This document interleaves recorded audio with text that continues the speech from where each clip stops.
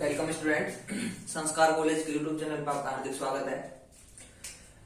जो हम बात कर रहे थे वो हम परमानेंट टिश्यू की बात कर रहे थे और परमानेंट टिश्यू को हमने तीन भागों में डिवाइड किया था, सिंपल, कॉम्प्लेक्स और स्पेशल में। ठीक है, तो सबसे पहले जो हम बात कर रहे थे वो कर रहे थे अपन सिंपल परमानेंट टिश्यू के बारे में और इसके हमने तीन भाग पढ़े थे। ठीक है, अब पहला जो था वो था पेरेन्काइमा और दूसरा था, ध्यान देना शायद फ्लो में मैंने यहां पर क्लोरेन्काइमा बोल दिया है शायद, तो यहां पे कोलेन्काइमा कर लेना इसे। ठीक है, वो क्लोरेन्काइमा तो पेरेन्काइमा का एक भाग हो जाएगा, यहां पे कोलेन्काइमा करना है। क्लोरेन्काइमा अगर मैंने बोल दिया है तो ठीक है, तो यहां पे कोलेन्काइमा करना और जो थर्ड है हमारा वो है स्क्लेरेन्काइमा। ठीक है, तो तीन हो गए हमारे। सिंपल में हमने बात की थी पेरेन्काइमा, क्लोरेन्काइमा, स्क्लेरेन्काइमा। ठीक है, तो यहां तक की अपन बात कर चुके हैं। अब जो हम बात कर रहे थे वो पेरेन्काइमा की बात कर रहे थे और पेरेन्काइमा की जो है कि इनकी उत्पत्ति कहां से होती है और इनका वितरण जो भी है, पादप के अधिकांश भाग पेरेन्काइमा से बना होता है। पादप के जितने मांसल भाग, जड़तन, अपत्ति, इनमें कौन पाया जाता है? इनमें भी पेरेन्काइमा ही पाया जाता है। जाइलम, फ्लोएम, पित्त, कॉर्टेक्स, यहाँ पे पेरेन्काइमा है। इनकी उत्पत्ति वो कहां से होती है? जो विभज्योतक से होती है। ठीक है, इसके हमने जो भी कैरेक्टर थे वो पढ़ लिए थे। लेकिन अब यहाँ भी अगर हम पेरेन्काइमा की बात करें तो इसे भी हम आगे डिवाइड कर सकते हैं। तो इसे हम डिवाइड करते हैं। तो आज हम बात कर रहे हैं पेरेन्काइमा की, और पेरेन्काइमा में हम पहला आज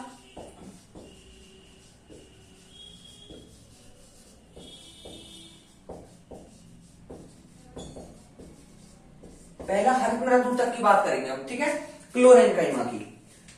तो ध्यान देने वाली बात यह है कि क्लोरेन्काइमा पहली चीज है कि ये पत्तियों में पाया जाता है। कहां पे पाया जाता है? पत्तियों में। ठीक है, पत्तियों की जो पर्ण मध्योतक कोशिकाएं होती हैं, पत्तियों की जो पर्ण मध्योतक कोशिकाएं हैं वहां पे कौन पाया जाता है? क्लोरेन्काइमा।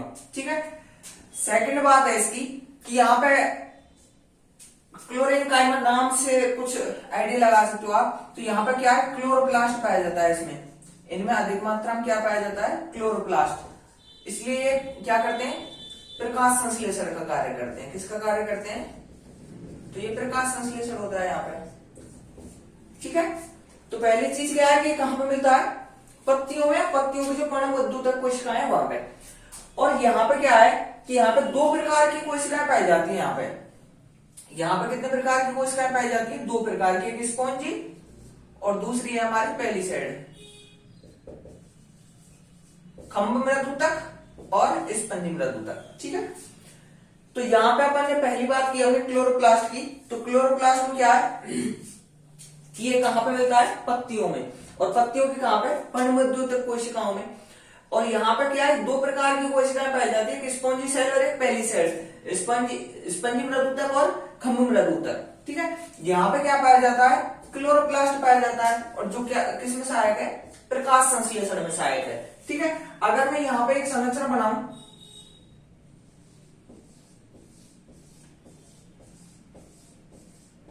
तो हम यहाँ पे संरचना बनाएं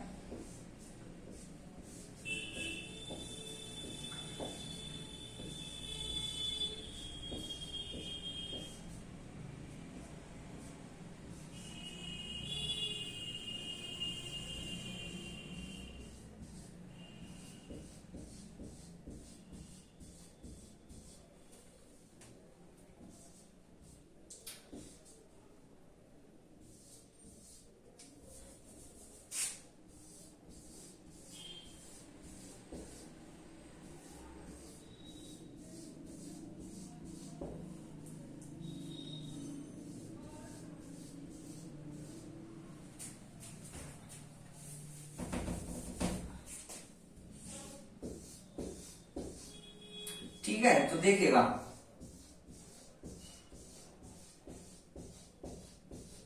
यहां पर हम क्या बात कर रहे हैं कि ये जो है पत्ती की, ये अपर एपिडर्मिस हो गई। क्या हो गई? ये इसकी अपर एपिडर्मिस है। ठीक है, और अपर एपिडर्मिस पे यहां पे क्या है कि जो ये ऊतक है इन्हें अपन पेलिसेड टिश्यू बोलते हैं, पेलिसेड टिश्यू। और यहां पे क्या है, यहां पे इनमें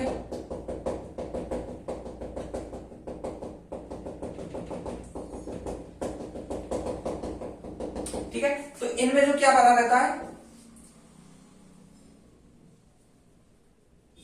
क्लोरोप्लास्ट। ठीक है, ये पत्ती की लोअर एपिडर्मिस है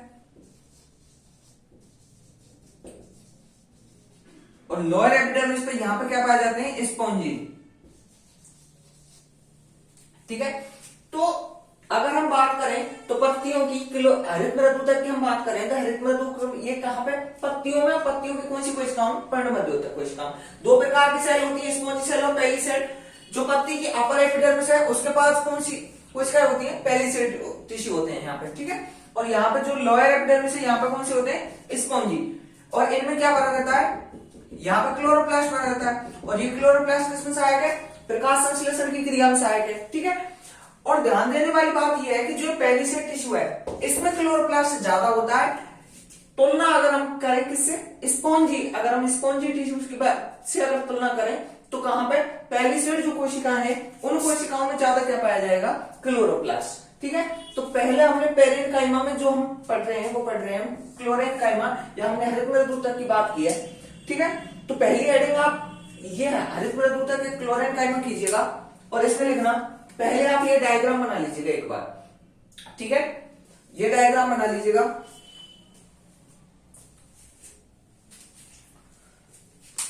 ये डायग्राम, ये इसके अपर एपिडर्मिस है, लोअर एपिडर्मिस, ये पेलिसेड कोशिकाएं, ये स्पॉन्जी, और इनमें क्या भरा हुआ है, क्लोरोप्लास्ट। स्पॉन्जी की तुलना में पेलिसेड में क्लोरोप्लास्ट क्या होता है, ज्यादा। और इसमें लिखा इन कोशिकाओं में,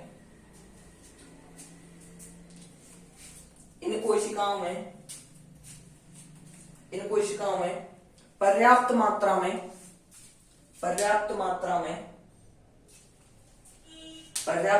में क्लोरोप्लास्ट उपस्थित होता है। इन कोशिकाओं में पर्याप्त मात्रा में क्लोरोप्लास्ट उपस्थित होता है, क्लोरोप्लास्ट उपस्थित होता है। इन कोशिकाओं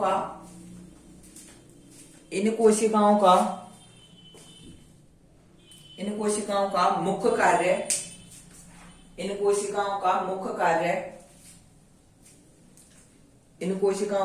कार्य प्रकाश संश्लेषण करना होता है। इन कोशिकाओं का मुख्य कार्य प्रकाश संश्लेषण करना होता है।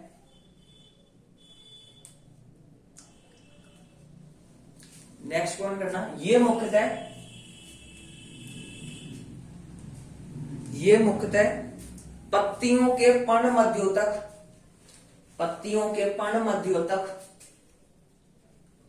मीन्स मीजोफिल,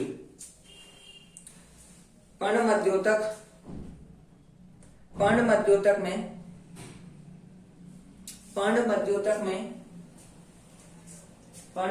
में पेलिसेड व स्पॉन्जी, पेलिसेड को अपन खम्भूतक बोल देते हैं और स्पॉन्जी को स्पंजी मृदुतक। ठीक है, होते हैं जो पेलिसेड व स्पॉन्जी टिश्यू के रूप में, पेलिसेड व स्पॉन्जी टिश्यू के रूप में उपस्थित होते हैं, पेलिसेड व स्पॉन्जी टिश्यू के रूप में उपस्थित होते हैं। ठीक है, अब इनके जो है यहां तक बात कर लिया, इनमें पहले पेलिसेड लिख लेना। पहले अपन पेलिसेड के बारे में बात कर लेते हैं। पेलिसेड में लिखना जो खम्भूतक है उनमें लिखना, ये पत्ती की ऊपरी बाह्य त्वचा, अपर एपिडर्मिस, ये पत्ती की ऊपरी बाह्य त्वचा, ये पत्ती की ऊपरी बाह्य त्वचा के पास स्थित होते हैं, ऊपरी बाह्य त्वचा के पास स्थित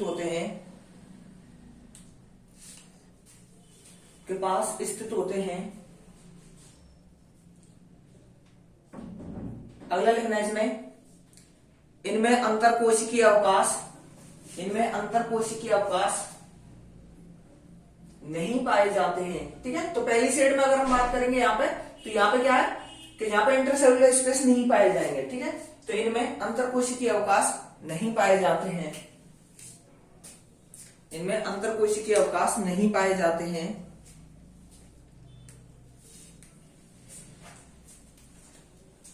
नेक्स्ट पॉइंट लिखना है इसमें, इनमें अधिक मात्रा में क्लोरोप्लास्ट,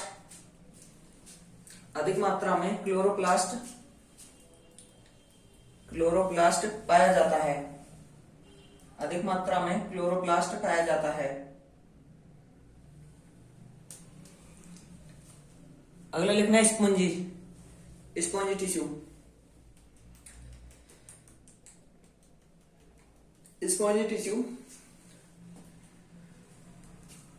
इसमें लिखना ये पत्ती की निचली बाह्य त्वचा के पास, लोअर एपिडर्मिस, ये पत्ती की निचली बाह्य त्वचा के पास स्थित होते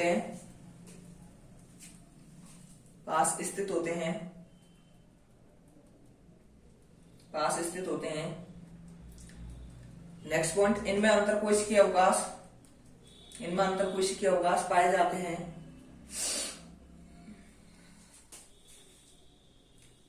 अंतरकोशिकीय अवकाश पाए जाते हैं। और नेक्स्ट पॉइंट लिखना है, इनमें कम मात्रा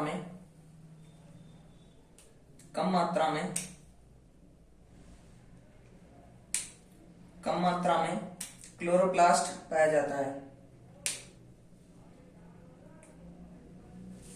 ठीक है, तो अपन क्लोरेनकाइमा की बात कर चुके हैं। अब हम सेकंड बात करते हैं अपनी।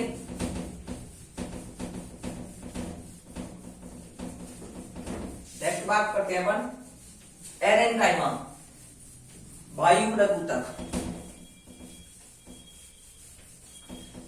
तो पहला हम बात कर चुके हैं क्लोरेनकाइमा की। नेक्स्ट बात करते हैं अपन एरेनकाइमा, वायुप्रदूतक।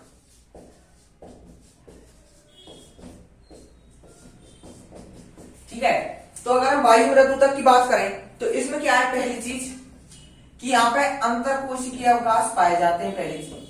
पहली बात तो क्या है कि यहाँ पे बड़े बड़े जो है अंतरकोशिकीय अवकाश पाए जाते हैं, मतलब जो कोशिकाएं उनके बीच में बहुत ज्यादा गैप होता है, जिसमें क्या पाए जाते हैं, उसकी वजह से यहाँ पे क्या पाए जाते हैं, बड़े बड़े अंतरकोशिकीय अवकाश पाए जाते हैं।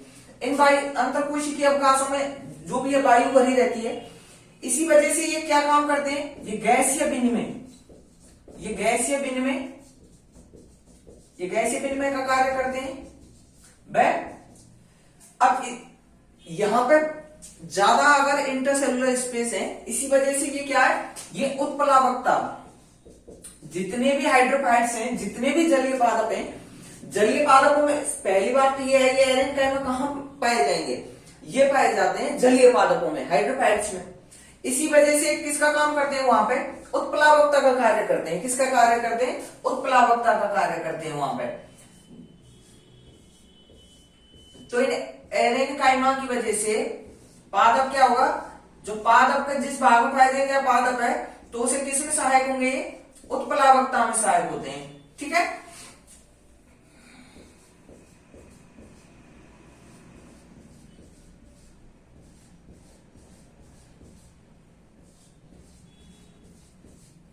ठीक है, तो अगर हम इनकी बात करें तो ये हो गया इसका इंट्रासेल्युलर स्पेस।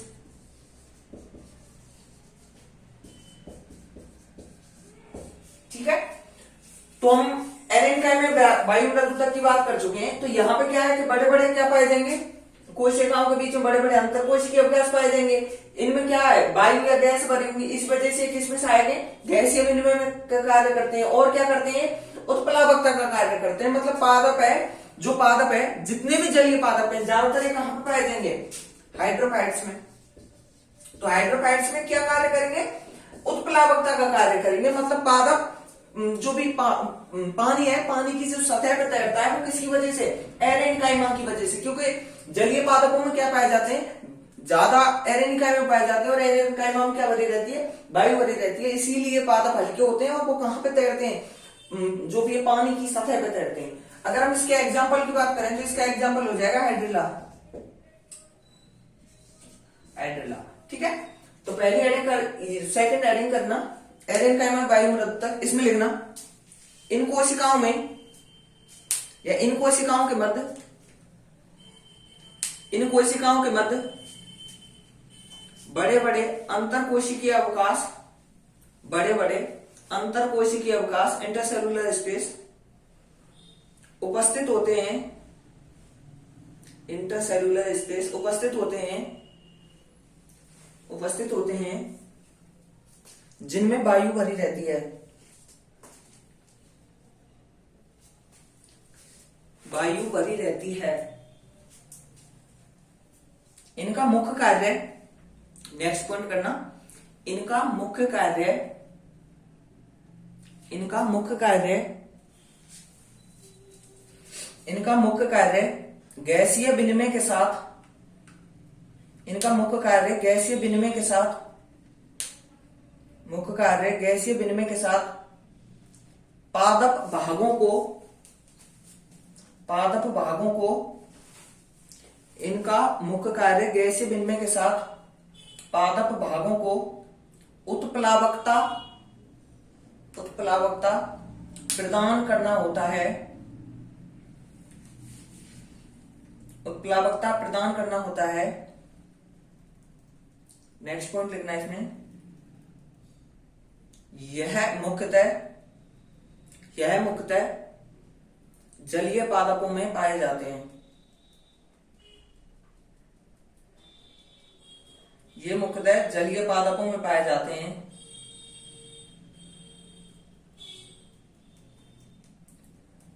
में पाए जाते हैं और इसका जो एग्जाम्पल है वो लिख लेना, हाइड्रिला।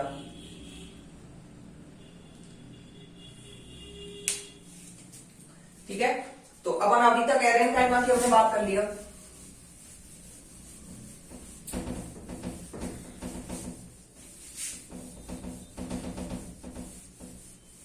अब जो नेक्स्ट बात करते हैं वो बात करते हैं अपन प्रोसेनकाइमा।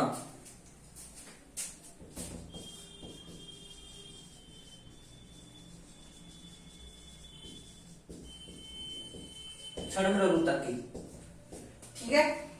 तो प्रोसेनकाइमा में क्या है, प्रोसेनकाइमा की पहली तो पहचान ये है कि जो इसकी जो कोशिकाएं है ना वो समान व्यास की नहीं होती हैं। इसकी कोशिकाएं लंबी व नुकीली, लंबी व नुकीली होती हैं। इसकी कोशिकाएं कैसी होती हैं, लंबी व नुकीली होती हैं और इनकी जो संरचना है वो समान नहीं होती है। अगर हम इसकी बात करें तो ये क्या है, द्विबीजपत्री, द्विबीजपत्री पादपों की जो पेरिसाइकिल है, तो द्विबीजपत्री पादपों की जो पेरिसाइकिल प्रोसेनकाइमा से, और जो संवहनीय ऊतकें, संवहनीय ऊतकों में भी क्या पाया जाता है, प्रोसेनकाइमा। और संवहनीय ऊतकों की मुख्यतः जो है वो जाइलम में, इसमें जाइलम में कौन पाया जाता है, प्रोसेनकाइमा। ठीक है, तो पहली बात क्या है कि ये कहां पर मिलती है, सॉरी जो क्या है, इसकी जो कोशिकाएं हैं वो समान आकार की नहीं होती हैं, वह कैसी होती है, लंबी व नुकीली होती है। कैसी होती है, लंबी व नुकीली। कहां पर पाई जाती है, द्विबीजपत्री पादपों की पेरिसाइकिल और संवहनीय ऊतक, मुख्यतः कौन संवहनीय ऊतक, जाइलम। ठीक है, जाइलम में क्या पाया जाता है, प्रोसेनकाइमा। ठीक है, हेडिंग कर लेना प्रोसेनकाइमा और लिखना इन ऊतकों की कोशिकाएं, इन ऊतकों की कोशिकाएं, इन ऊतकों की कोशिकाएं समान व्यास की नहीं होती हैं, समान व्यास की नहीं होती हैं, समान व्यास की नहीं होती है। नेक्स्ट पॉइंट करना, ये कोशिकाएं दोनों सिरों पर, ये कोशिकाएं दोनों सिरों पर, ये कोशिकाएं दोनों सिरों पर नुकीली व लंबी होती हैं, नुकीली व लंबी होती हैं। ये कोशिकाएं दोनों सिरों पर, दोनों सिरों पर लंबी व नुकीली होती हैं। नेक्स्ट पॉइंट करना, द्विबीजपत्री पादपों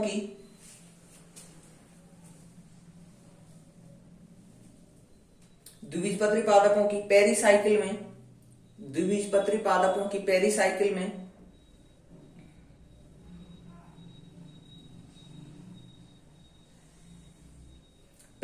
में यह कोशिकाएं पाई जाती हैं।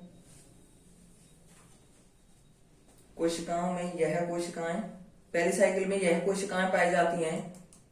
वह संवहनीय ऊतकों में भी यह कोशिकाएं पाई जाती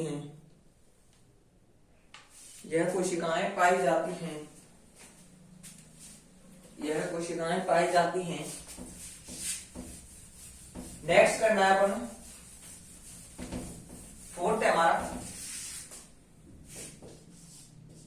फोर्थ है इडियोब्लास्ट, विचित्र मृदूतक।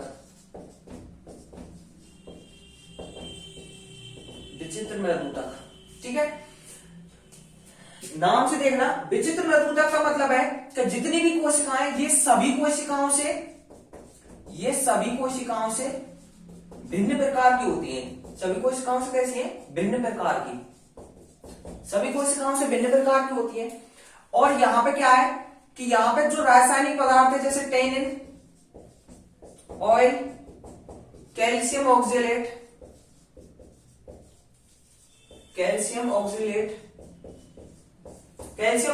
के जो क्रिस्टल है वो इन कोशिकाओं पर आकर के जब जमा हो जाते हैं, तो उससे अगर कोशिकाओं पर टेनिन, ऑयल, कैल्शियम ऑक्सीलेट के क्रिस्टल जमा हो जाते हैं, तो ऐसी कोशिकाओं को अपन क्या बोलते हैं? इडियोब्लास्ट या विचित्र मृदूतक बोलते हैं। ठीक है, अगर हम इसके एग्जाम्पल की बात करें तो ये बरगद, बेट्रापा, ये कहां पर पाए जाते हैं? बरगद, बेट्रापा में इस प्रकार की कोशिकाएं पाई जाती हैं। ठीक है, तो ये कोशिकाएं क्या है? भिन्न प्रकार की हैं। इन पर टेनिन, ऑयल जो रासायनिक पदार्थ हैं, ये क्या हो जाते हैं? जैसे ही इन कोशिकाओं पर आके जमा होते हैं, तो इन्हें अपन कौन सी कोशिकाएं बोलते हैं? इडियोब्लास्ट या विचित्र मृदूतक बोलते हैं। कहां पर पाए जाते हैं ऐसा?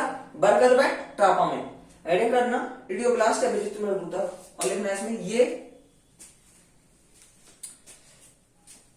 ये सभी कोशिकाओं से भिन्न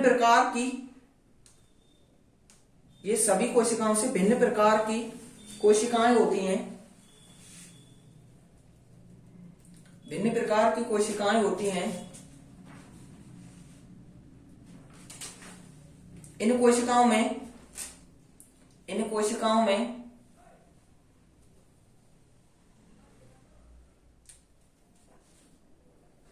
इन कोशिकाओं में रासायनिक पदार्थ टेनिन, ऑयल, कैल्शियम ऑक्सीलेट के क्रिस्टल, इन कोशिकाओं में रासायनिक पदार्थ टेनिन, ऑयल, कैल्शियम ऑक्सीलेट के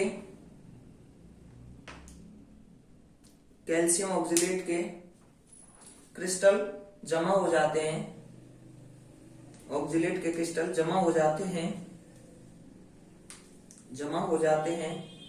जिससे इन कोशिकाओं का निर्माण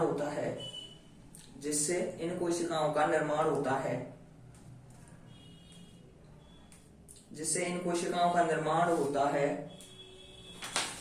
एग्जाम्पल करना है इसमें, बरगद,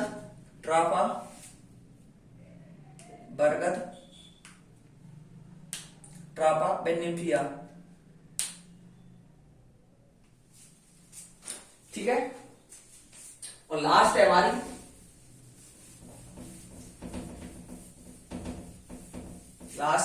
स्टार शेप।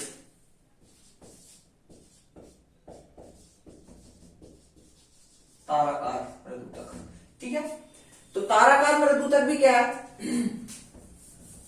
कि यहां पर भी अगर मैं इसकी बात करूं कहां पे पाया जाता है, तो देखा केला के पर्णवृंत पर्णाधार में इस प्रकार की कोशिकाएं पाई जाती हैं। ठीक है, यहां पे क्या है कि कुछ कोशिकाओं पे अलग अलग पदार्थ को कुछ यहाँ पे पदार्थ आके जम जाते हैं, उससे इनकी आकृति कैसी हो जाती है, स्टार मतलब ताराकार, तारे के समान इनकी आकृति हो जाती है। और कहाँ पे पाए जाते हैं, केला के पर्णवृंत में, पर्णाधार में। ठीक है, हेडिंग कर लेना स्टार से। और इसमें लिखना इन कोशिकाओं पर, इन कोशिकाओं पर, इन कोशिकाओं पर विभिन्न पदार्थों का, इन कोशिकाओं पर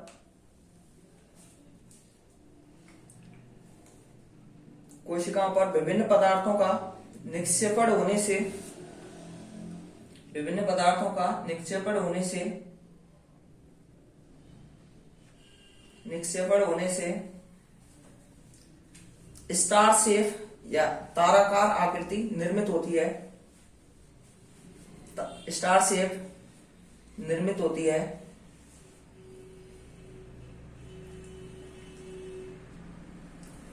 निर्मित होती है। नेक्स्ट करना, इस प्रकार की कोशिकाएं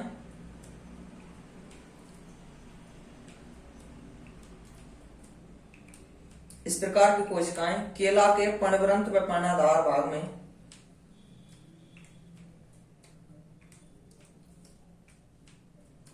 पर्णाधार व पर्णवृंत भाग में पाई जाती हैं। ठीक है, तो यहां तक अपन पेरेन्काइमा के प्रकार की अपन बात कर चुके हैं।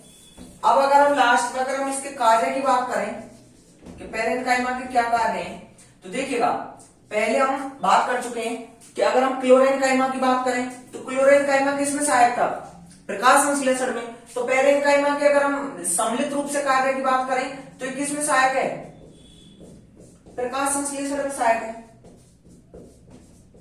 ठीक है, और यहां से जब प्रकाश संश्लेषण होगा तो भोजन का निर्माण होगा, तो खाद्य पदार्थों के संग्रह में भी, खाद्य पदार्थों के संग्रह में सहायक है।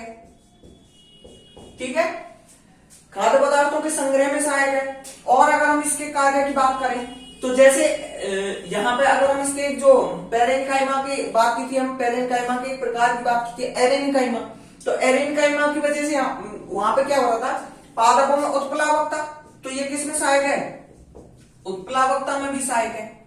ठीक है, जैसे कौन से, अगर हम हाइड्रिला की बात करें तो वहां पे क्या है, जितने भी जलीय पादप है हाइड्रोफाइट्स से, सभी हाइड्रोफाइट्स में एरेन्काइमा किसमें सहायक होता है, उत्प्लावकता में। और जो इसका एक कार्य है कि जो घाव के बढ़ने, ठीक है, तो घाव के बढ़ने में भी कौन सहायक है, पेरेन्काइमा सहायक है। कौन सहायक है, घाव के बढ़ने में भी कौन सहायक है, पेरेन्काइमा। ठीक है, तो हम इनको इसके कार्य के रूप में देख सकते हैं। तो इसकी हेडिंग कर लेना कार्य, पेरेन्काइमा के फंक्शंस ऑफ पेरेन्काइमा या पेरेन्काइमा के कार्य। और इसमें लिखना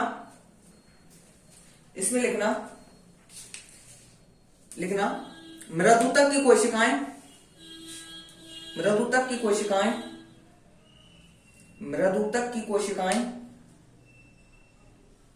मृदुतक की कोशिकाएं, कोशिकाएं प्रकाश संश्लेषण का कार्य करती हैं। मृदुतक की कोशिकाएं प्रकाश संश्लेषण का कार्य करती हैं।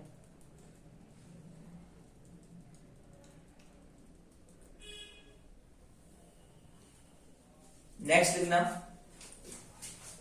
इन कोशिकाओं में, इन कोशिकाओं में, इन कोशिकाओं में खाद्य पदार्थों का संचय होता है। इन कोशिकाओं में खाद्य पदार्थों का संचय होता है।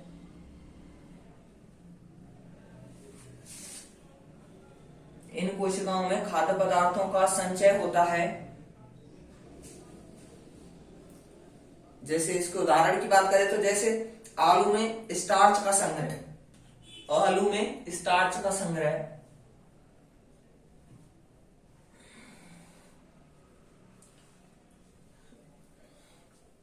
नेक्स्ट लिखना वायु मृदुतक एरेन्काइमा, वायु मृदुतक, वायु मृदुतक एरेन्काइमा गैसीय विनिमय, गैसीय विनिमय, गैसीय विनिमय एवं उत्प्लावकता का, एवं उत्प्लावकता का, फ्लोटिंग, उत्प्लावकता का कार्य करते हैं, उत्प्लावकता का कार्य करते हैं। जैसे इसमें लिखने ना, एग्जाम्पल हाइड्ला। नेक्स्ट लिखना घाव बढ़ने का कार्य